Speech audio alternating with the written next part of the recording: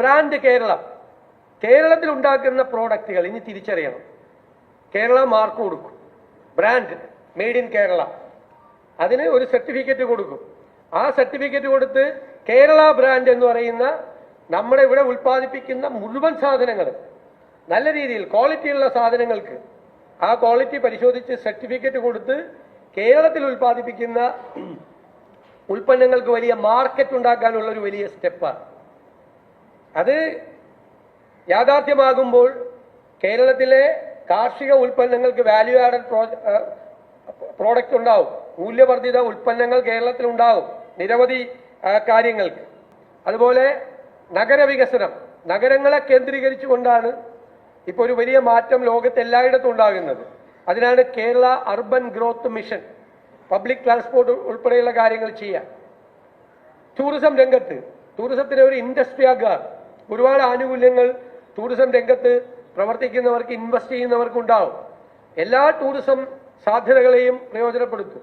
Port സിറ്റിയിൽ നിന്ന് തന്നെ ഇന്ന് നമ്മളെ ടൂറിസം രംഗത്തുള്ളതിൻ്റെ ഇരട്ടിയിലധികം സാധ്യതകൾ പോർട്ട് സിറ്റിയിൽ നിന്നുണ്ടാവും, ഏവിയേഷൻ ഹബിൽ നിന്നുണ്ടാവും. അതുകൂടാതെ medical tourism, cultural tourism, destination tourism തുടങ്ങിയ ഒരു ഇൻ്റഗ്രേഷൻ എല്ലാ ഭാഗങ്ങളുമായി ഉണ്ടാകും. JC Daniel international film city, ചിത്രനഗരം എന്നുള്ളത് ഇന്ത്യയിലെ തന്നെ ഏറ്റവും സവിശേഷതയാർന്ന ഒരു ഫിലിം ഹെഡ്ക്വാർട്ടേഴ്സാക്കി കേരളത്തെ മാറ്റുക എന്നുള്ളതാണ് ലക്ഷ്യം. കേരളത്തിൽ കൂടുതൽ ഷൂട്ടിങ്ങുകൾ നടക്കണം. അതിൻ്റെ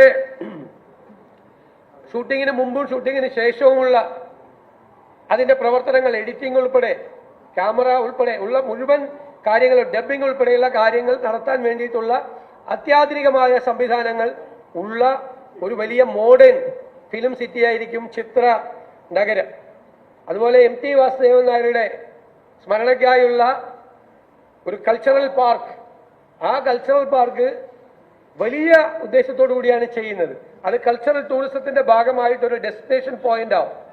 കേരളത്തിലെ തനത് കലാരൂപങ്ങൾ, നാടകം, സിനിമ, ഡോക്യുമെന്ററി, ജെൻസി ഫിലിംസ്, എല്ലാ കാര്യങ്ങൾക്കും, എല്ലാ കലാകാരന്മാർക്കും അവർക്കുള്ള വരുമാനമുണ്ടാക്കുന്നതിനും പരിപാടികൾ അവതരിപ്പിക്കുന്നതിനും ആർട്ട് ഗാലറികൾ ഉൾപ്പെടെയുള്ള ഒരുപാട് സംവിധാനങ്ങളുള്ള വലിയൊരു കൾച്ചറൽ പാർക്കായി അതിനെ മാറ്റും. ജോൺസൺ മാസ്റ്ററുടെ പേരിലും ഗസൽ സംഗീതജ്ഞനായ ഉമ്പായിയുടെ പേരിലും 2 മ്യൂസിക് അക്കാഡമികൾ നമ്മൾ പ്രഖ്യാപിച്ചിട്ടുണ്ട്. ഗ്യാരണ്ടിയിൽ പ്രഖ്യാപിച്ച 2 കാര്യങ്ങൾ നടത്തി.